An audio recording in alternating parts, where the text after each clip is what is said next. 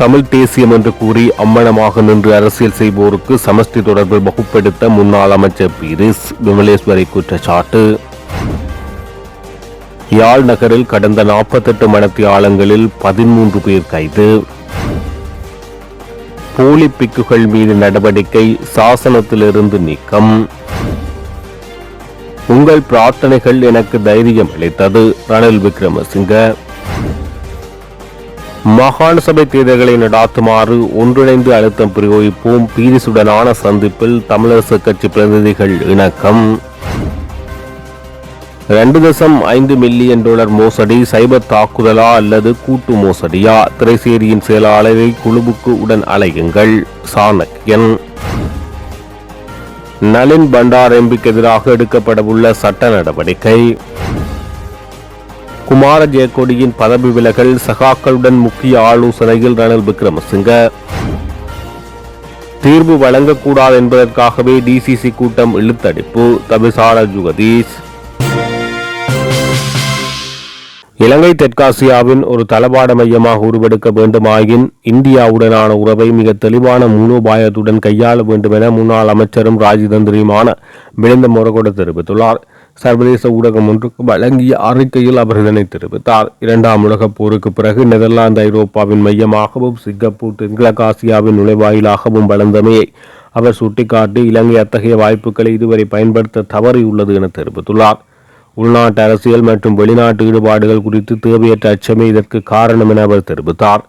அவர் மேலும் தெரிவிக்கையில் இலங்கையில் வடமேற்கில் உள்ள 15,000 மெகாவாட் காற்றாலை மின்சக்தி ஆற்றலை பயன்படுத்தி இந்தியாவுக்கு மின்சாரத்தை ஏற்றுமதி செய்வது நாட்டின் பொருளாதாரத்தை முற்றாக மாற்றியமைக்கும். திருகோணமலை எண்ணெய் தாங்கிகளை அபிவிருத்தி செய்து இலங்கை பிராந்தியத்தின் எரிசக்தி மையமாக மாறுவது நீண்டகால மூலோபாய தேவையாகும். கொழும்பு துறைமுக வர்த்தகத்தில் 50% இந்தியாவுடனே தொடர்புடையது. இந்தியா தனது சொந்த துறைமுகங்களை விரிவுபடுத்துவதால் இலங்கை தனது போட்டித்தன்மையை தக்க வைக்க வடக்கு துறைமுக விரிவாக்க திட்டங்கள் விரைவுபடுத்த வேண்டும். இந்திய சுற்றுலா பயணிகளை ஈர்க்கும் வகையில் இலங்கையை ஒரு புதிய கோவா போன்று மாற்றியமைக்க வேண்டும். இந்தியா மற்றும் ஜப்பான் பங்களிப்புடன் கட்டுநாயக்க விமான நிலையத்தை நவீனப்படுத்த வேண்டும். 1998 சுதந்திர வர்த்தக ஒப்பந்தம் மற்றும் 2003 திருகோணமலை எண்ணெய் தாங்கி திட்டங்களில் ஏற்பட்ட தாமதங்கள் மற்றும் சம்பூர் மன்னார் காற்றாலை திட்டங்கள் ரத்து செய்யப்பட்டமை ஆகியவை நாட்டின் பொருளாதார வளர்ச்சிக்கு தடையாக இருந்தது. இலங்கை சிறிய நாடு என்ற தயக்கத்தை கைவிட்டு இந்தியாவை ஒரு வாய்ப்பாக கருத வேண்டும். அதே நேரம் இந்தியாவின் ஒரு பெரிய நாடு என்ற வகையில் திட்டங்களை விரைவாக செயல்படுத்தி இலங்கையின் தேவைகளுக்கு அதிக உணர்திறன் வழங்கப்பட வேண்டும், உணர்திறனுடன் செயற்பட வேண்டும். இந்த அச்சங்களை கடந்தால் மட்டும் இலங்கை தெற்காசியாவின் சிங்கப்பூராகவோ அல்லது நெதர்லாந்தாகவோ மாற முடியும் என மிலிந்த மொரகொட தெரிவித்துள்ளார். சத்திர சிகிச்சையின் பின்னர் நாடு திரும்பி மருத்துவ கண்காணிப்பில் இருக்கும் முன்னாள் ஜனாதிபதி ரணில் விக்ரமசிங்க நாட்டின் தற்போதைய அரசியல் நிலைமைகள் குறித்து தனது நெருக்கமான அரசியல் சகாக்களுடன் முக்கிய ஆலோசனைகளை முன்னெடுத்துள்ளார். இந்த வாரம் இடம்பெற்ற இந்த கலந்துரையாடலில் முன்னாள் வெளிவிவகார அமைச்சர் பேராசிரியர் GL பீரிஸ், ஐக்கிய தேசிய கட்சியின் தவிசாளர் வஜிர அபேவர்த்தன, பொதுச் செயலாளர் தலதா அத்துக்கோர்ல மற்றும் சாகல ரத்நாயக் ஆகியோர் பங்கேற்றனர். முன்னாள் வலுசக்தி அமைச்சர் குமார ஜெயக்கொடி தனது பதவியிலிருந்து விலகியமைக்கான உண்மை பின்னணியை அரசு நாட்டுக்கு வெளிப்படுத்த வேண்டும் என ரணில் விக்ரமசிங்கே இதன்போது வலியுறுத்தினார். உத்தியோகபூர்வ அறிக்கையை வெளியிடுமாறு பேராசிரியர் GL பீரிஸுக்கு அவர் பணிப்புரை விடுத்துள்ளதாக தெரிவிக்கப்படுகிறது. தற்போதைய அரசுக்கு சரியான திசையில் காட்ட இத்தனை பேர் ஆலோசனை வழங்குகிறார்கள் என ரணில் இதன்போது கேள்வி எழுப்பியுள்ளார். இது குறித்து அவர் மேலும் சுட்டிக்காட்டியது, ஒருபுறம் இரான் விக்ரமரத்னவை உள்வாங்கும் முயற்சிகள் நடக்கிறது, மறுபுறம் அசடி செல்பாவிடம் ஆலோசனைகள் பெறப்படுகிறது. இரான் விக்ரமரத்னவை இவ்வாறான பதவிகளுக்கு கொண்டு வருவதற்கு ஐக்கிய மக்கள் சக்திக்குள்ளேயே கடும் எதிர்ப்பு நிலவுகிறது. இந்த திரைமறைவு பேச்சுக்களுக்கு பின்னால் யார் இருக்கிறார்கள் என்பது மர்மமாகவே உள்ளது என தெரிவித்துள்ளார். அரசுக்கு எதிராக எழுந்துள்ள மோசடி குற்றச்சாட்டுகளை மூடி மறைக்க பல்வேறு முயற்சிகள் எடுக்கப்பட்டு வருகிறது என சாடிய ரணில், வாக்களித்த மக்களை முட்டாள்களாக அரசு முற்படுகிறது என தெரிவித்துள்ளார். திரைசேரியால் ஆஸ்திரேலிய கடன் வழங்குனருக்கு செலுத்தப்பட்ட $2.5 மில்லியன் அரச முறை கடன் 3ஆம் தரப்பினரால் மோசடி செய்யப்பட்ட விவகாரம் உண்மையில் சைபர் தாக்குதலா அல்லது திட்டமிட்ட மோசடியா என்ற சந்தேகம் காணப்படுகிறது. இந்த விவகாரம் குறித்து திரைசேரியின் செயலாளர் உட்பட வெளிநாட்டு வழங்கல் திணைக்களத்தின் அதிகாரிகளை அரசாங்க நிதி பற்றிய குழுவுக்கு அழையுங்கள் என அந்த குழுவின் உறுப்பினரும் இலங்கை தமிழரசு கட்சியின் பாராளுமன்ற குழு தலைவருமான சாணக்கியன் ராசமாணிக்கம் அரசாங்க நிதி பற்றிய குழுவில் வலியுறுத்தியுள்ளார். திரைசேரியின் செயலாளர் உட்பட அதிகாரிகளை குழுவுக்கு அழைப்பது குறித்து செவ்வாய்க்கிழமை கூட உள்ள அரசாங்க நிதி பற்றிய குழுவில் தீர்மானம் எட்டப்பட உள்ளது. இந்த நிலையில் இவ்விடயம் குறித்து அரசாங்க நிதி பற்றிய குழுவின் உறுப்பினரும் பாராளுமன்ற உறுப்பினருமான சாணக்கியன் தெரிவிக்கையில், திரைசேரியால் ஆஸ்திரேலிய கடன் வழங்குனருக்கு செலுத்தப்பட்ட 2.5 மில்லியன் டாலர் அரசுமுறை கடன் 3ஆம் தரப்பினரால் மோசடி செய்யப்பட்ட விவகாரம் உண்மையில் சைபர் தாக்குதலா அல்லது திட்டமிட்ட மோசடியா என்ற சந்தேகம் காணப்படுகிறது. அரசியலமைப்பின் பிரகாரம் நாட்டின் நிதி அதிகாரம் பாராளுமன்றத்துக்கே உண்டு. திரைசேரியால் செலுத்தப்பட்ட 2.5 மில்லியன் அமெரிக்க டாலர் நிதி மோசடி செய்யப்பட்டமை தொடர்பில் திரைசேரி பாராளுமன்றத்துக்கு முறையாக பதிலளிக்க வேண்டும். நிதி பரிபாலனம் குறித்து அவதானிக்கும் பொறுப்பு அரசாங்க நிதி பற்றிய குழுவுக்கு சட்டத்தால் வழங்கப்பட்டுள்ளது. ஆகவே இந்த விடயம் குறித்து திரைசேரியின் செயலாளர் மற்றும் வெளிநாட்டு வழங்கல் திணைக்களத்தின் அதிகாரிகளை அரசாங்க நிதி பற்றிய குழுவுக்கு உடன் அழைக்க வேண்டும் என குழுவில் வலியுறுத்தியுள்ளதாக குறிப்பிட்டுள்ளார். தாம் சுகவீனமடைந்திருந்த போது தமது நலனுக்காக பிரார்த்தனை செய்த அனைவருக்கும் நன்றிகளை தெரிவிப்பதாக முன்னாள் ஜனாதிபதி ரணில் விக்ரமசிங்க அறிக்கை ஒன்றை வெளியிட்டுள்ளார். எனது உடல்நிலை குறித்து அறிய வந்ததும் நலன் விசாரித்தும் நான் விரைவாக குணமடைய பிரார்த்தித்தும் கிடைக்கப்பெற்ற தொலைபேசி அழைப்புகள் மற்றும் செய்திகளின் எண்ணிக்கை அளவிடற்கரியது. நான் ஆரோக்கியமாக மீண்டு வர வேண்டும் என நாடு முழுவதும் சர்வமத வழிபாடுகளை முன்னெடுக்க நீங்கள் மேற்கொண்ட நடவடிக்கைகள் வியப்புக்குரியவையாகும் என தெரிவித்துள்ளார். நீங்கள் மேற்கொண்ட இந்த செயற்பாடுகள் நான் விரைவாக குணமடைவதற்கு பெரும் தைரியத்தை அளித்துள்ளது. குறிப்பாக ஐக்கிய தேசிய கட்சி உறுப்பினர்கள் எனக்காக தங்களால் இயன்ற முயற்சிகளை எடுத்ததற்கு பாராட்டி அதற்காக எனது மனமார்ந்த நன்றிகளை தெரிவித்துக் கொள்வதாக அறிக்கையில் குறிப்பிடப்பட்டுள்ளது. யாழ் நகரில் கடந்த 48 மணித்தியாலங்களில் 13 பேர் போதைப் பொருட்களுடன் கைது செய்யப்பட்டனர். யாழ்ப்பாணம் தலைமையக போதைப் பொருள் தடுப்பு போலீசார் நடத்திய சோதனை நடவடிக்கைகளின் போது கைதுகள் முன்னெடுக்கப்பட்டது. இதன்போது ஹெரோயின் போதை மாத்திரைகள் என்பன போலீசாரால் கைப்பற்றப்பட்டது. கைதானவர்களிடம் நடாத்தப்படும் மேலதிக விசாரணைகளுக்கு பின்னர் சந்தேக நபர்களை யாழ்ப்பாண நீதவான் நீதிமன்றத்தில் முற்படுத்த போலீசார் நடவடிக்கை எடுத்துள்ளனர்.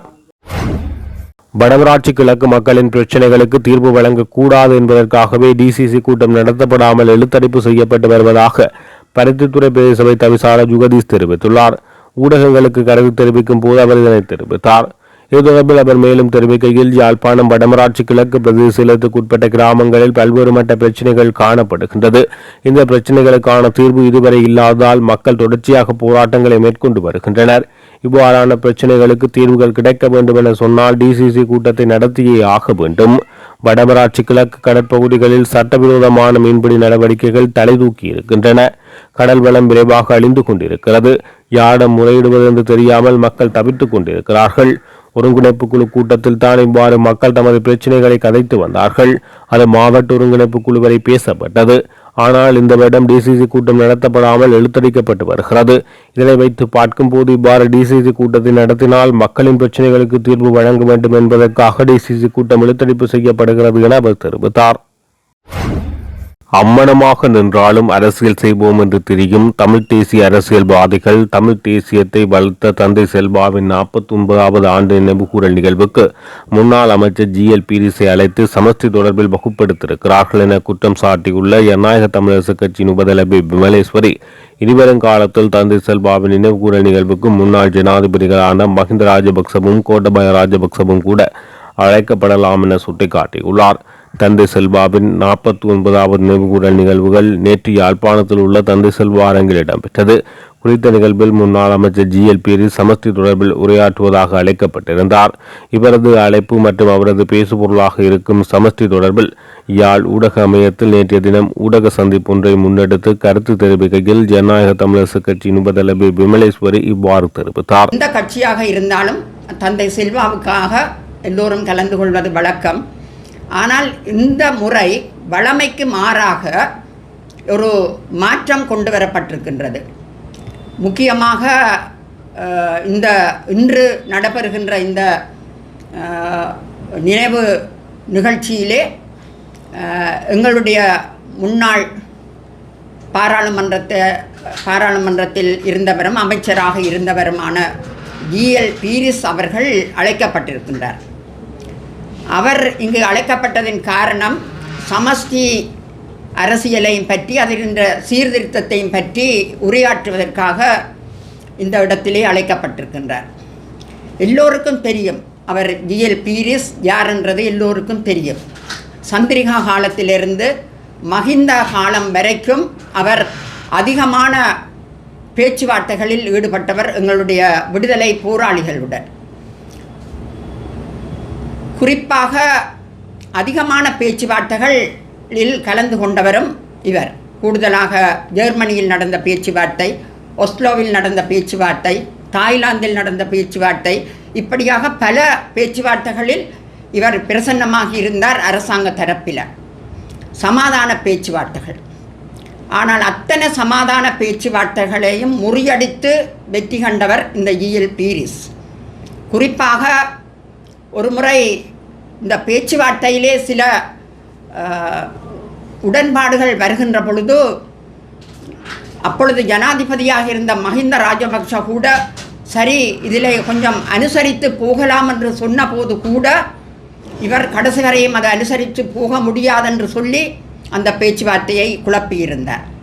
இன்று இந்த தந்தை செல்வாவின் நினைவு நாளிலே அவர் சமஸ்தியை பற்றி, சீர்திருத்தம் பற்றி பேச இங்கு வந்திருக்கின்றார். எவ்வளவு தூரம் எங்களுடைய தமிழ் தேசியம் விலை போயிருக்கின்றது என்பதை நாங்கள் பார்க்கும் பொழுது தெரிகின்றது. எங்களுடைய சமாதானத்தை குழப்பி, சமாதானத்திலே வருகின்ற அந்த பெறுபேறுகளை குழப்பி, எங்களோட மக்களை நிற்கதியாக்கி இந்தளவிலே கொண்டு விட்டதிலே பெரும்பங்காற்றியவர் தான் படித்தவர் என்பதால் அந்த கல்விமான்களை தன் பக்கம் வைத்து கொண்டு அந்த பேச்சுவார்த்தையை குழப்பி, குறிப்பாக எங்களுடைய அரசியல் துறையில் இருந்த ஆலோசகராக இருந்த அண்டன் பாலசிங்கத்துக்கே பெரிய பிரச்சனையை கொடுத்தவர் இந்த ஈஎல் பீரிஸ். ஆனால் இன்று அவர் எங்களுடைய அரசியல்வாதிகளுக்கு, அதாவது அரசியல் என்றால் அம்மனமாக நின்றாலும் அரசியல் செய்வோம் என்று சொல்லி நிற்கின்ற எங்களுடைய அரசியல்வாதிகளுக்கு சமஷ்டி சீர்திருத்தம் பற்றி சொல்ல வந்திருக்கின்றார். இந்த 49வது ஆண்டிலே ஈஎல் பீரிஸ் வருகின்றார். 50வது ஆண்டுக்கு நான் நினைக்கின்றேன் ஜனாதிபதி மஹிந்த ராஜபக்ஷவை கூப்பிட்டு பயங்கரவாதிகளின் ஒழிப்பும் வடக்கு கிழக்கு பிரிப்பும் இதனால் ஒற்றையாட்சிக்கு நாங்கள் வழிவகுத்த விதமும் பற்றி ஒரு ஆலோசனை பெறலாம் என்று நான் நினைக்கின்றேன். ஏனென்றால் போகின்ற போக்கை பார்த்தால் இந்த மாதிரியான ஒரு நிகழ்வுக்கு இப்போதே அடியெடுத்து வைக்கப்பட்டுள்ளது. அதிலே இன்னொரு விடயம் சேர்க்கப்படும். சர்வதேச நீதிமன்றத்துக்கு இனப்படுகொலையை கொண்டு செல்வதற்கு அந்த தடையை கொண்டு செல்ல முடியாமல் தடுத்ததற்கு தலைமை தாங்கியவருக்கு கௌரவிப்பும் விருது வழங்கலும் நிகழ்வும் அதிலே நடைபெறலாம் அந்த 50வது ஆண்டிலே. ஏனென்று சொன்னால் அந்த மாதிரியான ஒரு நிகழ்வுக்கு இந்த நிகழ்வு அடியெடுத்து வைக்குது. 51வது நினைவுக்கு கோத்தபாய ராஜபக்ஷவை அழைத்து முள்ளிவாய்க்கால் நந்திக்கடல் பற்றிய ஒரு நீரோட்டம் பற்றிய ஒரு அதாவது ஒரு வழிமுறையை அவர் பேசலாம். இப்படியாக எங்களுடைய இனத்தின் விடுதலை, இனத்தின் வேகம், இனத்தின் இலக்கு எல்லாமே அளிக்கப்பட்டு இன்று இந்த நிகழ்வு நடைபெறுகின்றது. இதை தட்டி கேட்க யாரும் இல்லை. ஏனென்று சொன்னால் அங்கே இருப்பவர்கள் 9 வாசல்களையும் அடைத்து விட்டுத்தான் இருக்கின்றார்கள். ஒரு வாசலை திறந்தாலும் வெளியிலே போக வேணும். அவர்கள் தங்களுக்குரிய 9 வாசல்களும் அடைக்கப்பட்டு மௌனிகளாக அங்கு இருக்கின்றார்கள். சரியென்று தெரிந்தோ பிழையென்று தெரிந்தோ தட்டி கேட்க முடியாமல் இருக்கின்ற ஒரு நிலை அங்கு இருக்கின்றது. உண்மையில் நீர் பூத்த நெருப்பாக இருந்த எங்களுடைய இன விடுதலையும் வேட்கையும் இன்று நீரூற்றிய தணலாக அணைந்து போய் கிடக்கின்றது. எந்த ஒருவருக்கும் இந்த இனத்தின் நாங்கள் கொடுத்த விலை யாருக்குமே ஞாபகத்தில் இல்லை. ஏனென்று சொன்னால் இப்போது அரசியலில் இருப்பவர்கள் விலை கொடுக்காதவர்கள், உயிர் கொடுக்காதவர்கள், உயிர் பிச்சை கெடுக்காதவர்கள், தங்களுடைய பிள்ளைகளோ அல்லது தங்களுடைய உறவுகளோ இல்லை என்று அவர்களுக்கு நினைக்க தோன்றாதவர்கள். எனவே அந்த நினைப்பு அவர்களுக்கு வருவதில்லை. அந்த வலியை நாங்கள் இன்று வரை சுமக்கின்றோம். இன்று வரை அந்த வலியால் தங்களுடைய உயிரை விட்ட எத்தனையோ பெற்றோர்கள் இருக்கின்றார்கள், எத்தனையோ தாய்மார்கள் இருக்கின்றார்கள். ஆனால் வலி மிக கொடியது. அந்த வலியை சுமந்தவர்களுக்குத்தான் தெரியும் அந்த வலி எவ்வளவு கொடியது என்று சொல்லி. எங்களுக்கு அதை நினைக்கின்ற நேரமெல்லாம் ஏதோ நாங்கள் ஏன் உயிரோடு இருக்க வேணும், இனியும் நாங்கள் ஏன் உயிரோடு இருக்க வேணும் என்ற நிலை எங்களுக்கு ஏற்படுகின்றது. அவ்வளவு தூரம் அது வலிக்கின்றது.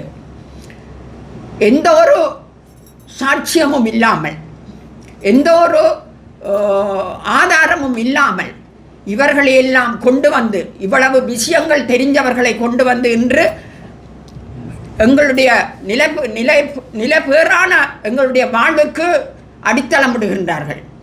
குறிப்பாக தேசியம் என்று பேசி இன்று கூட்டாட்சிக்கு போய்விட்டார்கள். ஏன் இதைத்தானே எங்கள் டக்ளஸ் தேவானந்தா 30 வருஷமாக சொல்லுகிறார், மத்தியிலே கூட்டாட்சி, மாநிலத்தில் சுயாட்சி என்று சொல்லி. அப்போதெல்லாம் நீங்கள் நக்கலடித்துக் கொண்டு திரிந்தீர்கள். ஆனால் இன்று கூட்டாட்சிக்கு போய் நிற்கின்றீர்கள். இனியொரு தடவை அவரையும் கூப்பிட்டு மத்தியிலே கூட்டாட்சி எப்படி, மாநிலத்தில் சுயாட்சி எப்படி என்று இந்த சீர்திருத்தம், சமஷ்டி சீர்திருத்தம் மாதிரி ஒரு நிகழ்வுக்கு அவரையும் கூப்பிட்டு நீங்கள் விரிவுரையை எடுத்திருக்கலாம். நீங்கள் அந்த விரிவுரை நிகழ்ச்சியிலே அவரை விரிவுரையாளராக்கி கலந்திருக்கலாம். ஏனென்றால் இவர் துணை முதல்வர், மேதாவி, சட்ட வல்லுநர் GL பீரிஸ். அவர் 30 வருஷமாக அந்த தன்னை கொள்கையிலேயே நிற்கின்ற ஒரு ஆளை கொண்டு வந்து நீங்கள் வகுப்படுங்கோ. உங்களுக்கு வகுப்படுக்க அவர்தான் சரியான ஆள். ஏனென்று சொன்னால் அந்த அளவில் எங்களோட தேசியத்தை நீங்கள் காலில் போட்டு மிரித்து இன்னொருவருக்கு அதை தாரமாக்கின்ற நிலைக்கு நீங்கள் எங்களோட தேசியத்தை கொண்டு வந்து விட்டுவீர்கள். இன விடுதலையை நீங்கள் எரிய வைத்து விட்டீர்கள். எங்களோட இன விடுதலையை எங்களுக்கு நினைக்க கொதிப்பாக இருக்கின்றது, கதைக்க கண்ணீர் வருகின்றது. இந்த அளவிலே போனாலும் கூட இப்பொழுது இந்த இறையாண்மை தீர்மானம், தந்தை செல்வா கொண்டு வந்த இறையாண்மை தீர்மானம் வட்டுக்கோட்டை தீர்மானமாக 50வது ஆண்டு இந்த மாதம் நடைபெறப் போகின்றது. மே மாதம் 30ஆம் தேதி 50வது ஆண்டு தீர்மானமாக நடைபெறுகின்றது. அதே 50வது ஆண்டிலே தான் இந்த போராட்டம் தொடங்கி இன்று 50வது ஆண்டை எட்டுகின்றது. எங்களுடைய தமிழீழ விடுதலை போராட்டம் 50வது ஆண்டையும் எட்டுகின்றது. பீதி அபிவிருத்தி அதிகார சபையின் கொடுப்பனவு ஒன்று தொடர்பில் ஐக்கிய மக்கள் சக்தியுடன் குருநாகல் மாவட்ட பாராளுமன்ற உறுப்பினர் நளின் பண்டார மேற்கொண்ட பொய்யான அறிக்கை குறித்து பீதி அபிவிருத்தி அதிகார சபை விசேட அறிக்கை ஒன்றை வெளியிட்டுள்ளது. ஒப்பந்தக்காரர்களுக்கு 380 மில்லியன் ரூபாவுக்கும் அதிக தொகை இரட்டை கொடுப்பனவாக வழங்கப்பட்டுள்ளதாக நளின் பண்டார தெரிவித்தார். இந்த அறிக்கை முற்றிலும் அப்பட்டமான பொய் என தெரிவித்துள்ள பீதி அபிவிருத்தி அதிகார சபை இதற்கு எதிராக தகுந்த சட்ட நடவடிக்கை எடுக்கப்பட்டு வருவதாக குறிப்பிட்டுள்ளது. இந்த விவகாரத்தில் நிதி மோசடி இடம்பெற்றுள்ளதாக கூறி அதனுடன் பீதி அபிவிருத்தி அதிகார சபையை தொடர்படுத்த எடுக்கும் எந்தவொரு முயற்சியும் மக்களை திசை திருப்பும் பொறுப்பற்ற மற்றும் அடிப்படை ஆதாரமற்ற செயலாகும் என அந்த அறிக்கையில் மேலும் சுட்டிக்காட்டப்பட்டுள்ளது. போதைப்பொருள் கடத்தலில் ஈடுபட்ட மத மற்றும் சமூக விழுமியங்களுக்கு முரணாகவும் சட்டவிரோதமாகவும் செயற்பட்ட போலி பிக்குகளுக்கு எதிராக உரிய நிக்காய்களினூடாக விசாரணை நடாத்தி அவர்களை சாசனத்திலிருந்து நீக்குவதற்கு நடவடிக்கை எடுக்கப்படும் என 4 மகாநாயக தேரர்கள் வலியுறுத்தியுள்ளனர். இலங்கை சமூகத்தில் பிக்குகளுக்கு வழங்கப்பட்டுள்ள பாரம்பரிய கௌரவத்தையும் நன்மதிப்பையும் புனிதமான காவியுடை மீது பௌத்தர்கள் கொண்டுள்ள ஆழ்ந்த நம்பிக்கையும் துஷ்பிரயோகம் செய்து இவ்வாறான சட்டவிரோத செயல்களில் ஈடுபட்ட அனைத்து போலி பிக்குகளுக்கும் உரிய தண்டனை வழங்கப்பட வேண்டும் என அவர்கள் தெரிவித்தனர். மல்பத்து மகாவிகாரி தரப்பின் மகாநாயக்கர் திப்பட்டுவாவே ஸ்ரீ சித்தார்த்த சுமங்கல தேரர், அஸ்கிரி மகாவிகாரி தரப்பின் மகாநாயக்கர் பரகுட ஸ்ரீ ஞானரத்ன தேரர், ஸ்ரீலங்கா அமரபுர மகாநிகாயவின் மகாநாயக்கர் கரகுட உயங்குட மைத்திரி மூர்த்தி தேரர் மற்றும் ஸ்ரீலங்கா ராமாஞ்ச மகாநிகாவின் மகாநாயக்கர் மகுளவே விமல தேரர் ஆகியோரின் கையொப்பத்துடன் வெளியிடப்பட்டுள்ள ஊடக அறிக்கையில் இவ்வாறு குறிப்பிடப்பட்டுள்ளது.